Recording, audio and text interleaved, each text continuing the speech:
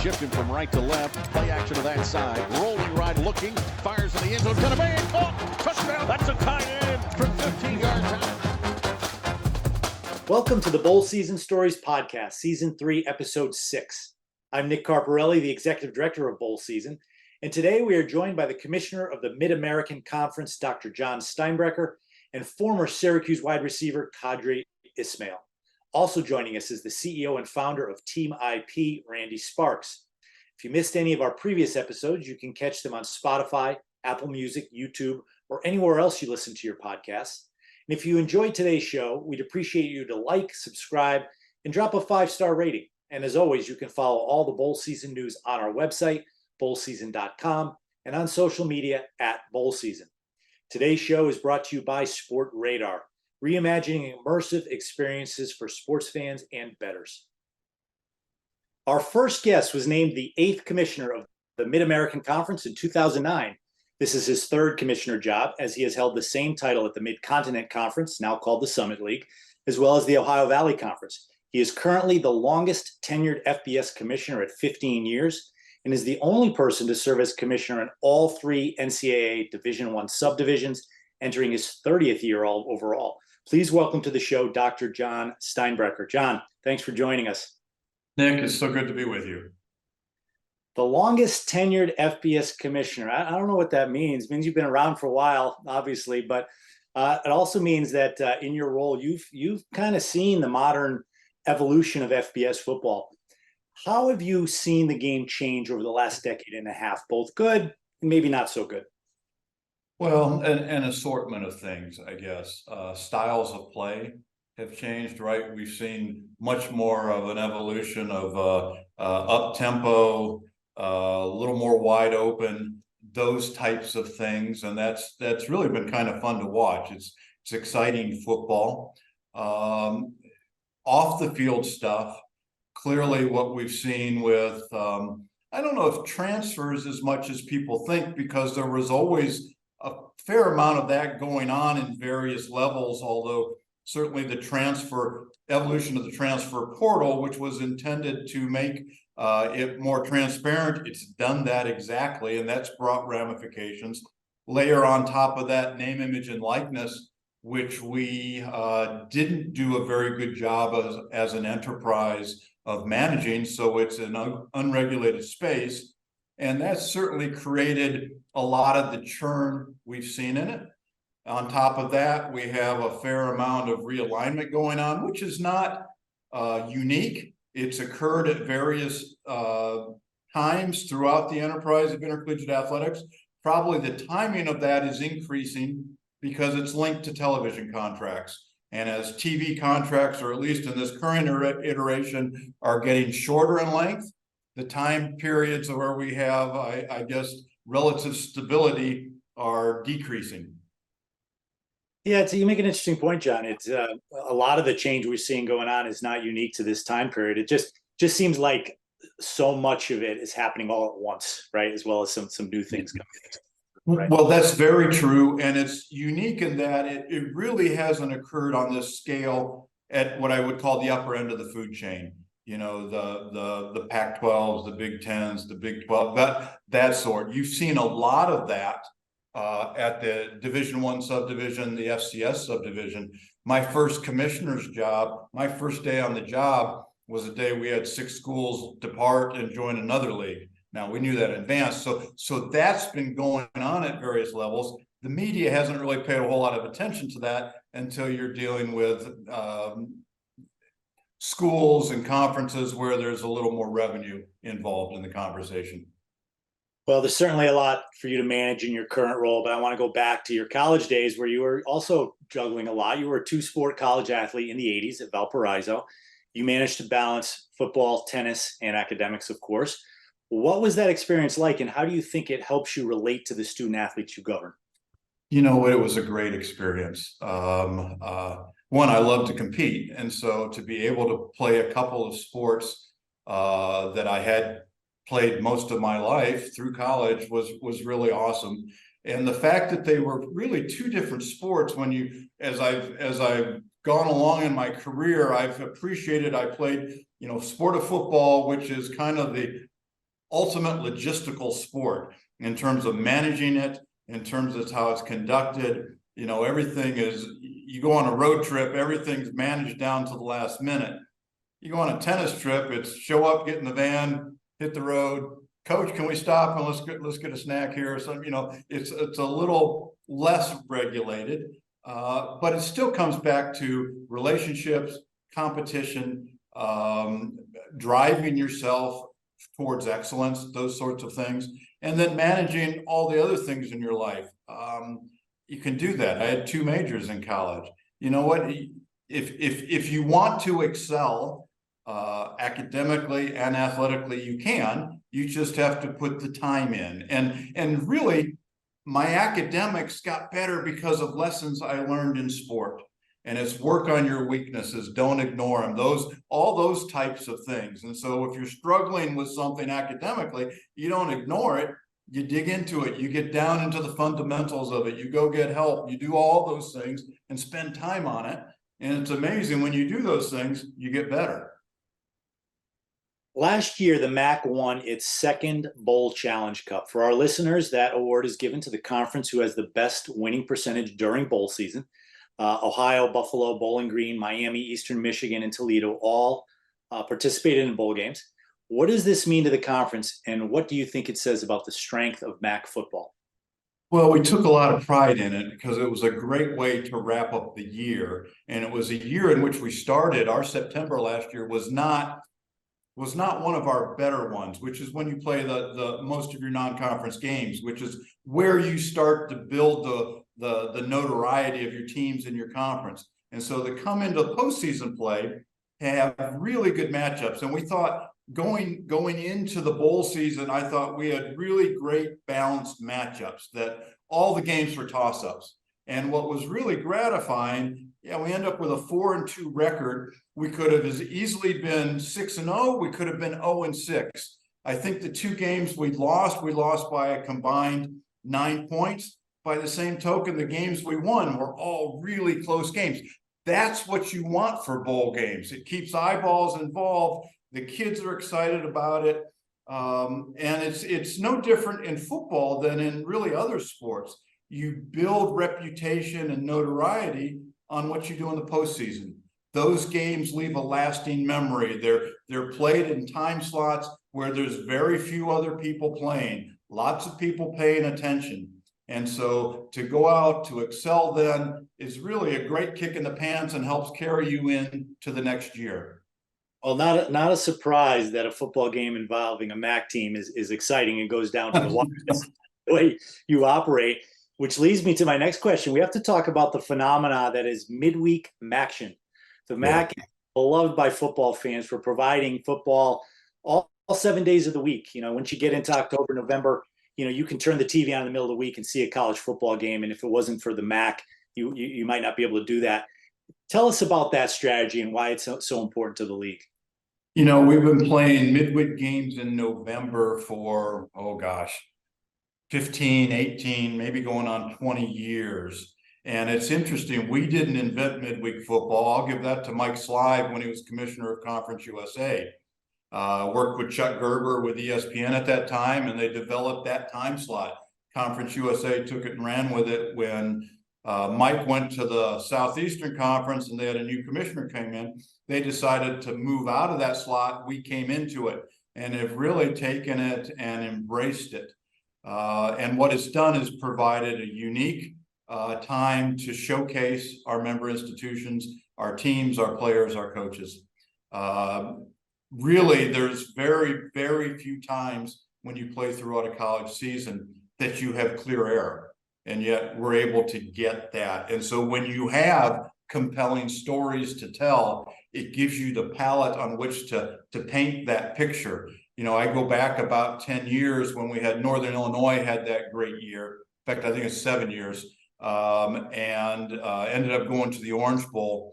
And they had a quarterback who ended up being third in the Heisman Trophy race.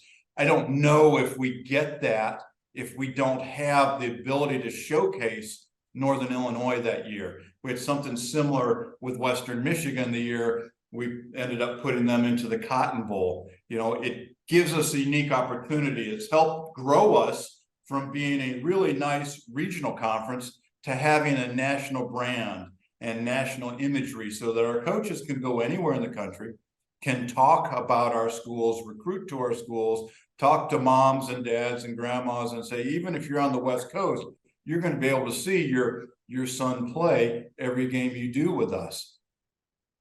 Well, in the last decade, every team in the MAC has competed in a bowl game, from games on opening week of bowl season, opening day, I should say, all the way to those couple of New Year's Six bowl games that you mentioned earlier. That means you've attended a lot of different bowls. Tell us on a personal level, what are some of your favorite bowl experiences watching your teams compete in the postseason? And you're right. I have had the privilege to be at a bunch of bowls. I'm probably at 3 or 4 or more of our games every year, and then throw in the BCS, now CFP games, and those sorts of things. And they are all great events. I've played at all levels of games up and down our food chain. And you know what? They're all magical events for the student athletes. What's neat to see is if you're in a more of a community-based event, how the community takes that event, embraces it, gets involved. You see relationships build between people in that community and your teams. Or if you're off at a CFP or BCS event, just the magnitude of that and what comes with it. So much of my memories are more of the off-field things. And I go back to a memory from my first year as with the Mid-American Conference. We were out at a bowl game in Boise. And as so many of the bowls do, they have a gift suite for the student athletes. So the student athletes go into the suite, they're able to pick out some gifts and so on. I was sitting outside talking with the coach and the AD just as they were doing all that, and a young man came out of the gift suite and talked about what he had ordered, and he was actually crying. And so you're wondering what's the problem, what happened? And he related. Now this was a 20-year-old young man, and he related that because of this gift suite and they're being able to be in the bowl game, this was the first time he was going to be able to provide a Christmas gift for his mother and sister. That's just flat out powerful. I mean, it puts a lot of things in perspective, helps you better understand some of the situations some of these young men come through, and what the value of, first off, what a scholarship to go and be able to get an education that you maybe wouldn't other, but some of the other things around it. And I'll never forget that. Well, let's expand on that a little bit. Next season, the CFP will be expanding from 4 teams to 12 teams. Everyone's excited about that and looking forward to it. The playoff is exciting. College football needs a great way to crown a national champion every year. But there's 133 FBS programs, only 12 slots. So there are 36 other bowl games during bowl season that won't factor into the national championship equation. But John, tell us why those games are still so important to the universities and the student athletes. Yeah, I don't view it as any different than what we're doing today or what we did 10 days ago. And again, it was opportunities for our institutions, our student athletes and coaches to go out and compete at a high level, have a lot of people view them, to celebrate the season they've had, and celebrate football. And it's really a unique thing that we have because of the relationships. So many of these events are community-based. They mean something in that community. There's usually a pretty significant tie-in to local charities or other local activities in that event that allow you to celebrate, whether you're in Boise, Idaho, or Nassau, the Bahamas, or Montgomery, Alabama, or I mean, I can go all the way down the list. They all have things that are incredible. And that's why I get a little frustrated every year you read something from the media, oh, these throwaway games. I got news for the young men and women and coaches and fans who participate in those events. They're not throwaway events. There's something unique about that community that, another great example, you go to Montgomery, Alabama, and you say, why do I want to get excited about going to Montgomery, Alabama? And I help set up that game. Here's why. The history of our country is wrapped up in that city. whether it's from the Civil War, whether it's from civil rights and social rights, all of that comes to bear right there at Montgomery. And you get a chance to go there and touch it and feel it and be a part of it. And we've had institutions take professors with them. We've had teams go and walk across the bridge at Selma. All of those things that we talk about having a bowl experience, that's a bowl experience that's linked to their education that's invaluable. Yeah, I obviously agree, John. Sometimes we get so wrapped up nowadays in the business machinations of college football, and we forget that it's still really important to maximize the student athlete experience. And bowl games do that, as you noted. The locations that these student athletes are able to go to, places they've never been to before, a lot of times places they'll never have the opportunity to go to again, really gives them these lifelong memories that they years later, they tell the stories about how meaningful they are to them. Absolutely. Last question, John. You took on one of the most important issues to modern student athletes. You implemented the first conference-wide mental health program. What are you seeing from your student athletes that led you to take action? We listened to them, quite frankly. I asked the question.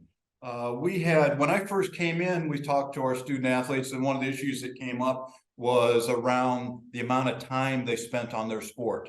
And from that evolved some time obligations, time demands rules that we implemented first. We shared with the NCAA, and that's really where the NCAA's time demands rules emanate from. Come back a couple years after that, went back to our student athletes and said, where's an area we need to spend some time and think about? And they came back and said, we're concerned about mental health issues.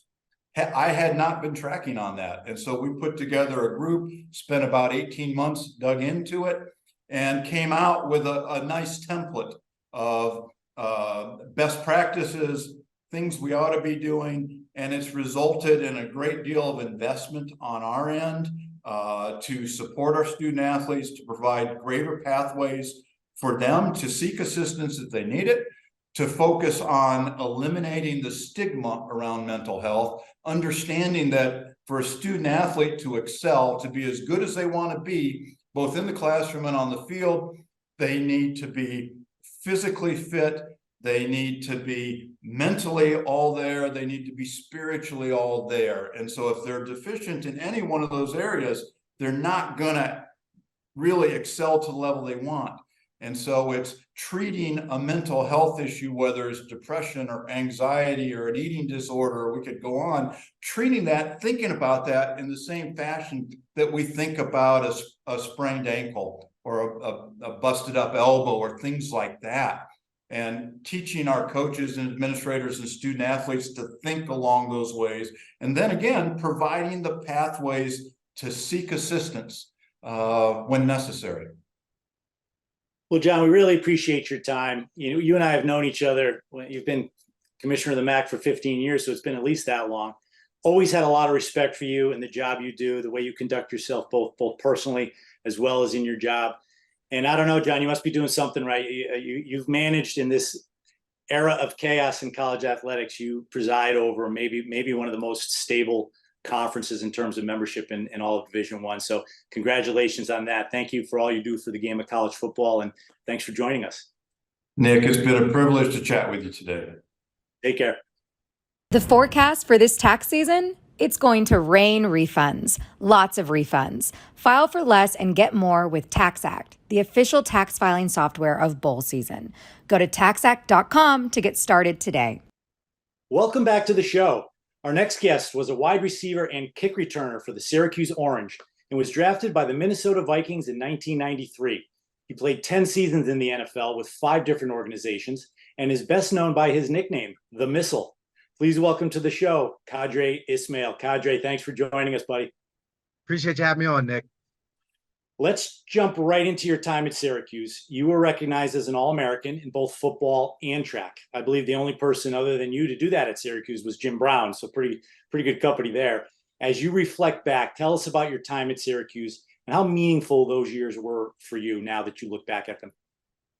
Yeah, I mean, I tell you what, the growing up element of life for me happened while I was at Syracuse.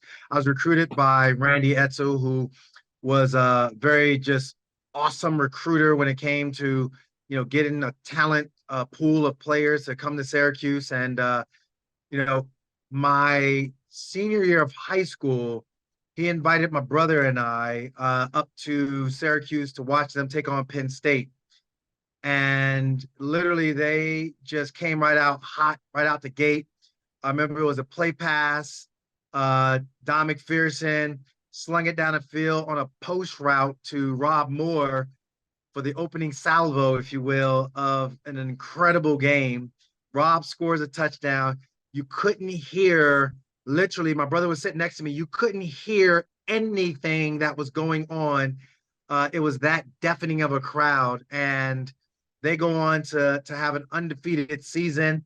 I watched them all the way. And for me, it was like, yeah, I'm going to Syracuse. I just felt like in my heart of hearts, that was the place for me to go to grow up as a player, as a person. And that kind of started me on my path to playing at Syracuse. I tell young people today what those atmospheres used to be like at the Dome. I also tell them it can happen again. It can happen again. We just we need to keep moving forward in that direction.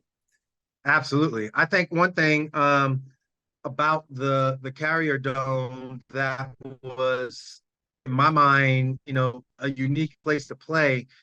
It was the concrete mixed with the only place that sold beer on campus.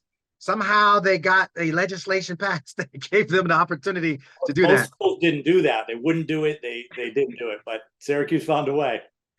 Syracuse found a way. I think it gave a really cool blue collar atmosphere because, you obviously had Western New York with the Bills, obviously down in the opportunity to watch the Giants or the Jets play in New Jersey. But you had a football passionate fan base. And I think, just the way, Dick McPherson, our coach, may rest in peace, but the way he was able to, revitalize the Orange program and just, I think, it was amazing. I really thought, the way in which, his staff and everyone just recruited that unique player to go there and play some tremendous football. We had the freeze option, which I look at today when I see people talk about RPOs, and I'm like, man, we had the RPO. We just called it the freeze option. And you guys invented that. People don't realize that. Coach DeLeon. Yeah, you guys were the first to do it. Absolutely. So it was a lot of fun. I really enjoyed, those first few years of growing as a person at Syracuse. Now your bowl career is unreal. I mean, people should be so fortunate to have these type of experiences. 4 years, 4 bowl games, 4 wins, 4 amazing locations. 2 were under Coach McPherson, as you mentioned, 2 with Coach Pasqualoni.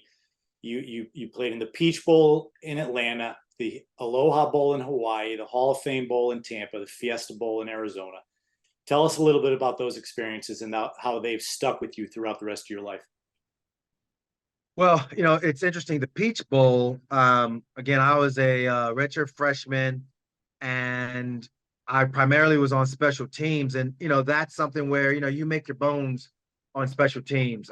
You're recognizing what you have to do as a player to get on the field. My brother played at Notre Dame. His start or his rise to stardom came from playing kickoff return.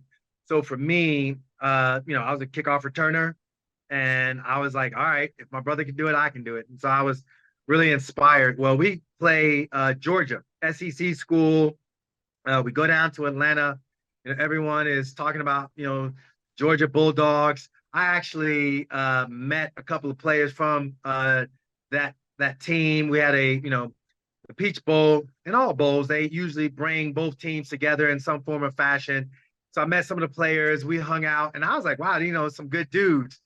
But what I remember the most is just going out there and playing and taking it to a Georgia football team that everyone thought, they had an advantage over us, but that was kind of the start of the standard, if you will, for Syracuse. We recognize obviously playing Auburn, the tie game, in the Sugar Bowl, next year, Hall of Fame Bowl, another January 1st bowl game, getting a victory there. But now I, along with my other redshirt freshman teammates, we had a chance to continue the legacy. So, going down to the Peach Bowl was really awesome. And then I think from there, it was just the expectation of going to a bowl. I mean, that's all you knew. You just knew, hey, you go out, spring ball practice, you get yourself ready, get your mind right, come together as a team and present yourself each week with the level of competition and the competitive mindset to go out there and compete. And again, yeah, like you said, going to January 1st bowl games was kind of like the way in which we wanted to say, look, we're a relevant football team. We're not just a top 25 team that just shows up during the regular season, but also during bowl games. That Fiesta Bowl, I was there working with the coaching staff then. That's 1992. That's how long we've known each other. I dug this out just for the occasion. So this was right after the game in the locker room. You and I, your brother wearing a Syracuse shirt, which I kind of wish he wore that throughout his playing career. But that was a lot of fun. I mean, we beat Colorado. Everybody knows the Deion Sanders Colorado today, and they assume they were always bad before that, the fans of today. But that was the other golden era of Colorado. They had just won a national championship. Cordell Stewart was the quarterback, and I don't think people thought we were going to win that game, but that was a lot of fun. Hard to believe. It's interesting. Yeah, and the thing that I look back on, I think every game that we were in, it was like, Syracuse is here, but we don't think they're going to win. And it is interesting because literally we the year before played Ohio State in the Hall of Fame Bowl. Then when the Fiesta Bowl comes around and they're asking us to represent in that bowl game and we're playing Colorado, we felt very confident. It's like, it doesn't matter who we play. We know what we're capable of doing. It was amazing how just the way in which we operated as a football team, the way in which we traveled, the way in which we practiced, all of those things, it was awesome to see, awesome to be around the fellas. People like yourself, I think it's highly underrated. The operations people, as I look back on it, without you guys, I'm telling you, it makes for long seasons. I think I will speak for the rest of my teammates when I say you spoiled us the way in which, we had everything running like clockwork. And your professionalism, the way in which you treated us. I'm not saying that we were spoiled brats, but there was a level of, being spoiled. And I think at the same time, it put us at ease and allowed us to go out there when it came time to play. We just went out and played our best. Well, thank you for that, Q. You look back on it, we were all part of the same team, right? We all just had a different job. We were all friends. We were working together, and we won a lot of games and had a lot of fun doing it. One of the things I think about it more as I get older. You and I spoke about this recently. Do those experiences mean more to you now, looking back on them today? And do you feel you appreciated them enough as they were happening? We're in a society where everybody's in a hurry. What am I going to do next? Where am I going? And I don't know if we enjoy the moment enough. And you think back at all those times, and just that picture brings back great memories to me. Do you think you appreciated it enough? So that's a great question, Nick. There's a story I want to share, and it involves you and I. But to answer your question, staying present is everything. And you don't really know what you don't know. Staying present to me is going to the kickoff classic, going against USC, and my finger was broken, and I wanted to play so badly. My whole entire arm was like just buzzing with just numbness. But yet at the same time, I was like, I want to play so badly. I wound up dropping, I think, 2 or 3 balls. I was replaced by Shelby Hill, who was an amazing teammate of mine. But at the same time, he was the better player at that time. Staying present was still believing in myself, even though I know, hey, I got an uphill battle to climb. Recognizing that my opportunity might or might not come. When my opportunity came, it was when Coach McPherson left to go to the New England Patriots. Paul Pasqualoni comes in, a receiver coach who I didn't even know, Dennis Goldman. He comes in and he literally is like, hey, everything is on the table. I'm going to give you an opportunity to compete. He gives me an opportunity to compete. And next thing you know, I go through spring ball, have a great spring ball. That year, we played Vanderbilt. We opened up with them. And the first play of the game was 228 special. 228 special had me at the X receiver. I do a drag route to the opposite guard. I plant my foot in the ground and I come back out on a shallow route. Marvin Graves is my quarterback. He hits me. I get 15, 16 yards, first down. From that point forward, my career literally takes off. It's staying in the present and recognizing that there's a level of work and responsibility for yourself. There's an inner working for yourself. And I think that's where the appreciation comes. Here's my story with you and I. So when you came aboard, you were this young dude, handsome dude. Everybody was like, yo, Nick, yeah. And you're still handsome. I mean, let's not get it twisted. I know, I understand. But it's less and less every day. At the same time, literally from an operations standpoint, I'll never forget, because of what I was, able to do, there was a level of like, hey, Q, you got some fan mail, you got some things that people want to interact with you. How do you want to handle it? I was like, I don't know. I mean, whatever. But it was a level of staying present and like, you know what, Q, I think you should at least interact with people because they like what they're seeing and they like what they see in you. Go ahead and do it. And I always remember that because I'll never forget this. We were playing West Virginia and I might choke up. I'm trying not to, but we were playing West Virginia at West Virginia. And I'll never forget that. I tell this story all the time and why I feel it is my obligation to be authentic around fans, regardless of the circumstance. Because we were on the field during our walkthrough period before we went out to our team dinner. And there was obviously a lot of pressure on you to get everything in order and all that. Well, there was this gentleman jogging around the field. And I'm sitting there and I'm looking, and all of a sudden I look and I'm like, oh my God. That is Earl Campbell.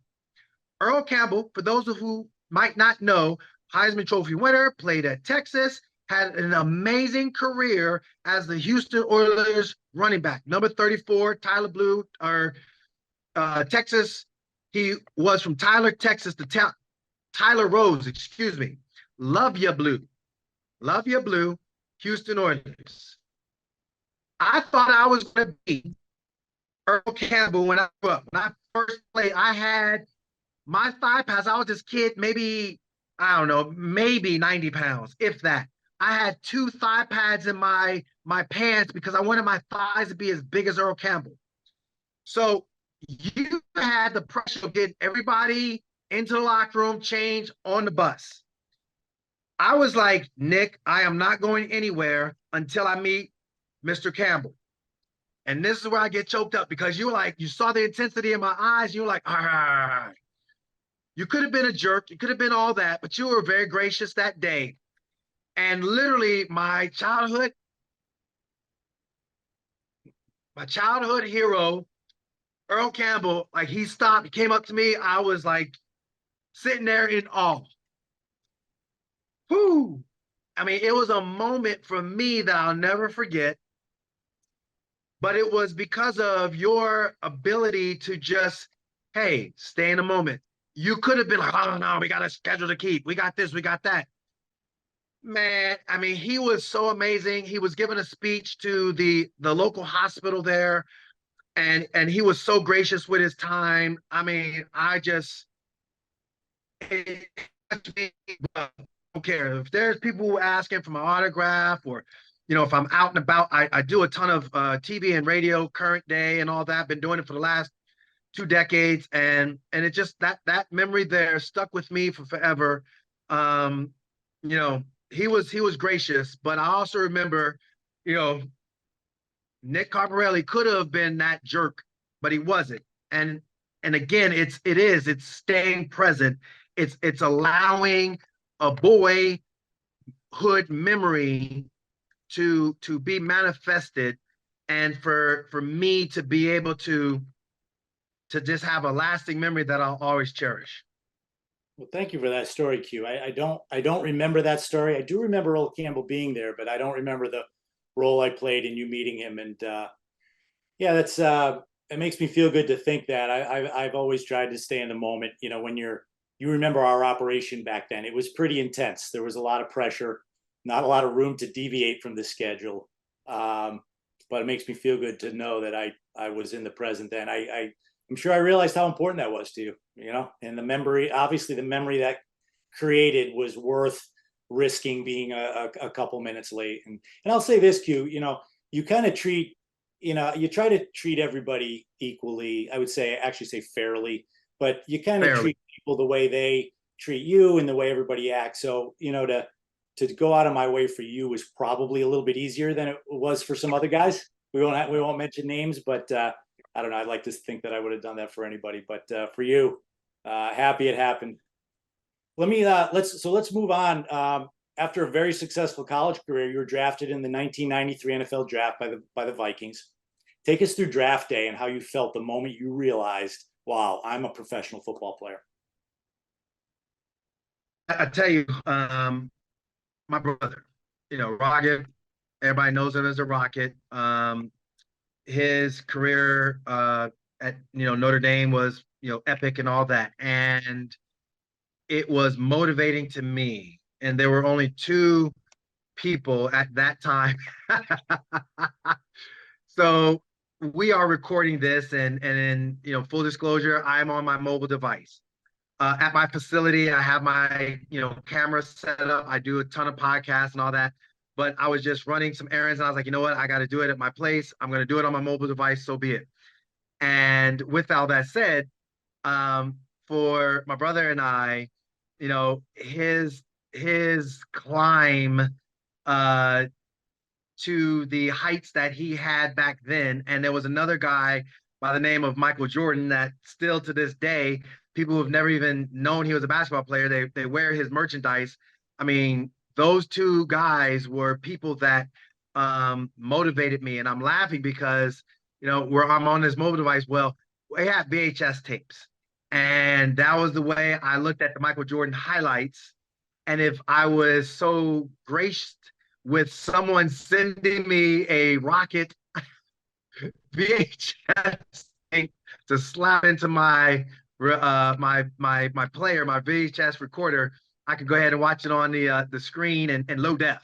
Well, anyway, all that being said, I was turned to play and to go out and do my absolute best. And so I don't think I realized that I was going to be put into a position to be drafted. I remember after coming away from the bowl game, the Fiesta Bowl, there was this literally my entire locker was filled with mail. And so, not that I was all arrogant about it, but I was like, oh, well, clearly this is fan mail. No, it wasn't, Qadry. It wasn't fan mail at all. I guess NCAA rules, and you would know better than I would back then too, you couldn't obviously have any representation.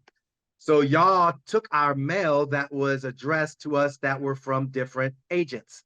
And yep. I had no clue whatsoever that I was being sought after by so many agents, so many sports agents. And that was like my first indication of like, well, there's a business to this thing, And so my journey, from there to the Senior Bowl, had a great experience at the Senior Bowl. I think I scored a touchdown from Alex Van Pelt, the Pitt quarterback, who I think he's a coach in the league now. Literally just, going to the combine, running the 40. Everybody was all like, oh, the 40, doing the whole gamut of interviews. And literally, lo and behold, here comes draft day. And with draft day, the biggest thing that I remember was that there was so much talk because it took a visit up to the Green Bay Packers, the Chicago Bears. They wanted a receiver. ESPN was covering a draft, and they were like, "Oh, this is the portion of the draft where the receivers should be starting to come off the board." And I'll never forget because Curtis Conway wound up being drafted in the first round by the Chicago Bears, and everybody was like, "Oh, that's where Qadry Ismail is going to go." So I was like, "Oh, I'm not going to get drafted. It's over. It's done." I had no clue. I mean, once that happened, I was like, "Oh my God."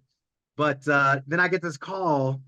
I'm at my mom's house in Wilkes-Barre, Pennsylvania. I get this call from Dennis Green, and Denny, he gets on the phone. He was like, "Hey, Qadry, we just want to say, we're about to draft you, and we think you're a heck of a receiver, and we think you'll be a great addition to our team." And I was just very thankful to be drafted then, and that's I think where it just all kind of hit me. Went down, told my family that I was drafted by the Minnesota Vikings, and yeah, the journey for the professional portion of my athletic career started then. Awesome. Well, you haven't let football go since you hung up your cleats. You've worked as a broadcaster for the Ravens as well as a few other broadcast organizations over the years. You also you now are at you're a sports performance coach in Maryland. So kind of a two-part question. How is it seeing the game from a different perspective, either talking about it or coaching athletes and helping them be better? And specifically, what's it like being a dad to 3 children who played at the collegiate level? Talk about being the parent of an athlete and watching your kids do what they love to do from the stands. A little different kind of pressure than when you played. I think it was easier for yourself to play than watching your kids, I would guess. Oh my gosh. Yeah. Well, the aspect of broadcasting it and watching the way people play and do what they do, it's really cool because my goal is to give the fan the understanding of what's it like. But then at the same time, I'm giving it what's it like also through the player's eyes. And so I have the fan in me. Like, in other words, I get excited too. I am, that guy that feels the frustration of a drop or a fumble or a missed block or missed assignment defensively, and the guy got behind him. Or I get, animated when you have a pass interference call and it's not called, or they call that, oh, that's a hold, and you're like, bruh, what are we talking about here? That wasn't even a hold. Like, why would you throw that, penalty? So I try to give a fullness of perspective. That's my style. When it comes to my training, for me, it's 3 decades worth of information that I'm imparting into an athlete or a person who is just trying to be a better mover. So those 3 decades, it's like, goodness, going way back to a gentleman named Mike Woysick. Mike Woysick was my strength and conditioning coach at Syracuse. I came in as one of the weakest freshmen, and in the Syracuse weight room, there was a board that showed your 40, your vertical, your bench, and your squat. And I was like, I'm never going to be on that board. I think it was like the top, 5 guys at each position will get up on that board. And I was like, I'm never going to be there. Well, he rode me so hard, and it was tough to deal with as a freshman, but he also was very fair.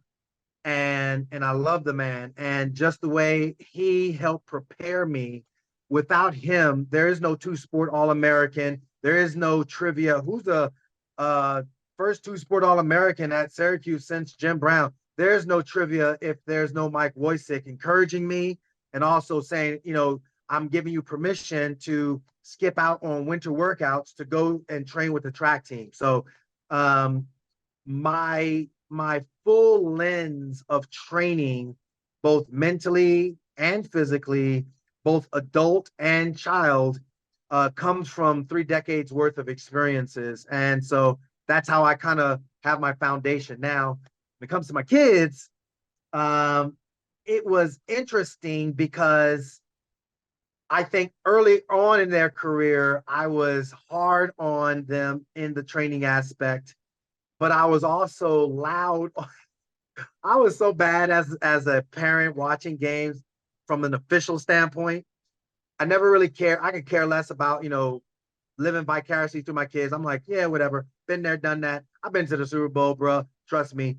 I don't really care. I know what time it is when it comes to both, Pop Warner, Pee Wee, Rec League, travel.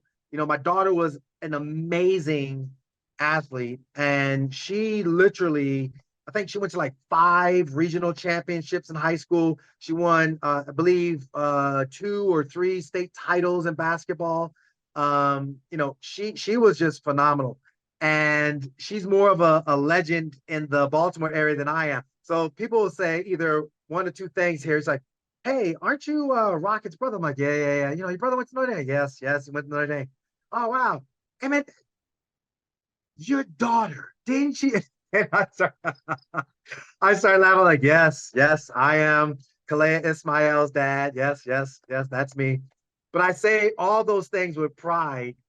And so both of my sons have played collegiately.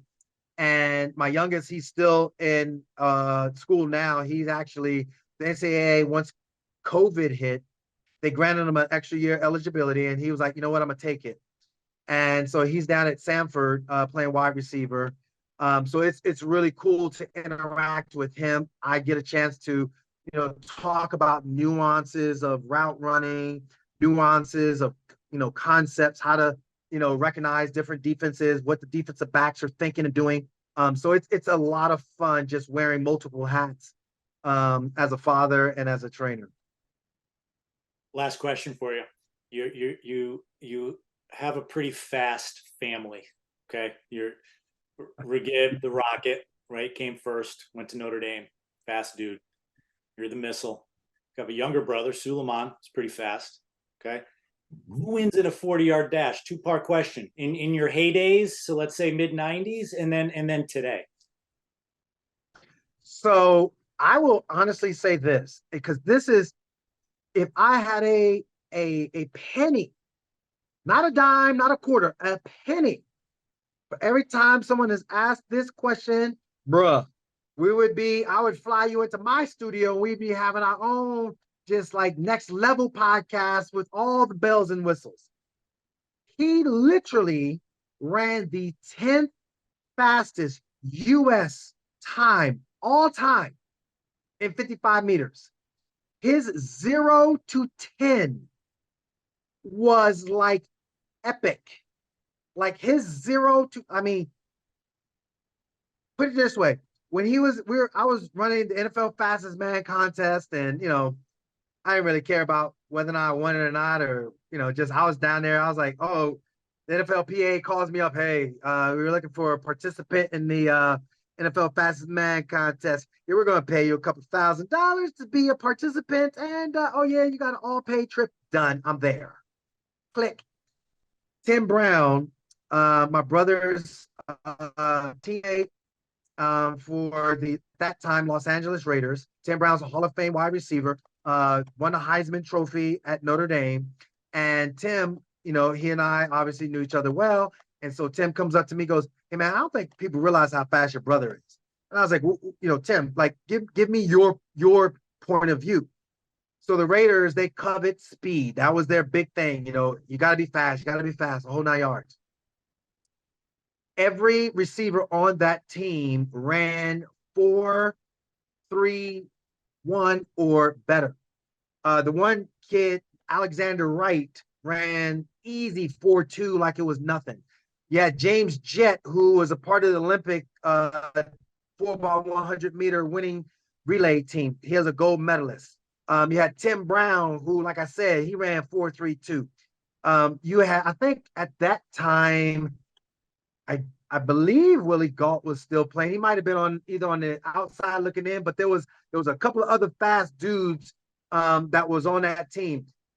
Tim said, Qadry, I'm telling you right now, Rocket, literally, we would do warm-ups, and Rocket, would do his sprinting or whatever. We would, after our warm-ups and after practice was over, we had conditioning. All of us on the line, all of us alpha males, all of us trying to see who's fastest. Your brother was toying with us. Literally, he would accelerate past all of us like we were standing still. So, to answer your question, I was not 4.1 seconds in the 40-yard dash. My 40 was only 4.32. Wasn't that fast. Literally, he made me in high school. This is the only time I was this is the only time I was ever jealous of him. He was so fast in high school, he was blowing away everybody. I was like, you know what? Screw it. I'm gonna be a hurdler. So I changed my position in my whole events just so I could hurdle, so I could say, okay, yeah, I'm fast. So when I say he had the kiss of speed, his 0 to 10, like it was epic. Now, current day, I'm just saying, I feel pretty good about where I'm at in my 52 years of living on this planet and my ability to keep myself in a level of shape. I'm not so sure he can get me. Now, that's me talking as a younger brother. Older brother might still be like, yo, bruh, don't poke the bear. But I'm poking the bear. I think I can get him. All right. I'd love to see that. So, see, patience, right? You could have said when you were younger, someday, big bro, I'll be faster than you. 30 some odd, 40 some odd years later. Woohoo! Someday. Well, Q, thanks so much for your time. We've known each other for 30 years. You were a good dude back then. You're still a good dude and always will be. Really appreciate our friendship and appreciate you being on the show. Thank you. Thank you so much, and I appreciate you having me on. Our next guest is the founder and CEO of Team IP. Please welcome to the show, Randy Sparks. Randy, thanks for joining us. Absolutely. Pleasure to be with you this morning. College football is easily the second most popular sport in the U.S. behind only the NFL, and so much goes into the fanfare of college football game days. The tailgating, the student section, the band, the school colors. How important is it to the fabric of college football for fans to show up on game day wearing their school's gear? I think it's very important. I think it's something that fans enjoy doing. In the 20s, I was a Hurricane fan, season ticket holder. How dare you go to the old Orange Bowl, right? Not showing up in your colors. And so I think whether it's the water cooler at work or amongst your neighbors and friends, you're going to be asked the question, who's your team? But you may not have to answer that question because you already got it on, and it doesn't take long for them to figure it out. So college football fans are passionate. They love wearing their colors, and I think it's what's part of makes the game great.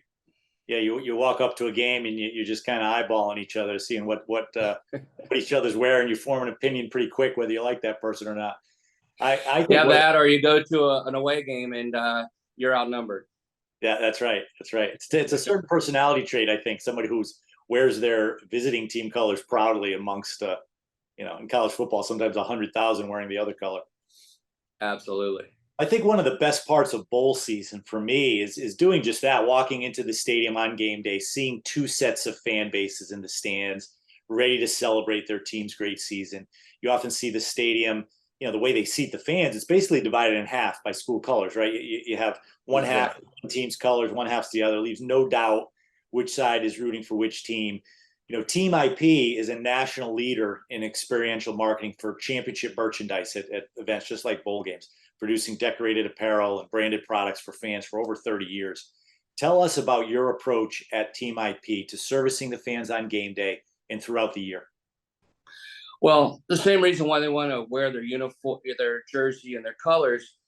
Souvenir merchandise is about I was there. So we talk about the great games, but if your team has won 6 games, you're qualified to go to a bowl or a New Year's Six bowl or a semifinal or a national championship.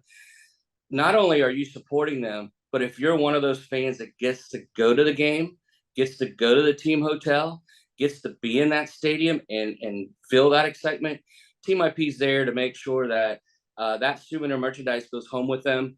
Certainly they can buy it online if they can't make it there, but it's a part of the fabric of what a fan experience is, and we're so happy to provide it for all the fans across the country. Well, there's so much to the sports business, from the athletes on the field to the fans in the stands to the people that service both of those groups. And what you do at Team IP to enhance the game day experience is truly amazing. Really appreciate what you do for the game, Randy, and for joining us here today. We appreciate it. Thank you so much, Nick. Yep. Take care. Okay. Well, that'll do it for this week's podcast. Today's guests were brought to you by Tap It. Understand how going cashless builds loyalty, engages fans, and boosts your bottom line. If you missed any of our past episodes, you can catch them on Spotify, Apple Music, YouTube, or anywhere else you listen to your podcasts. And if you enjoyed today's show, we'd appreciate you to like, subscribe, and drop a 5-star rating. And as always, you can follow all the bowl season news on our website, bowlseason.com, and on social media at bowlseason. Thanks for listening.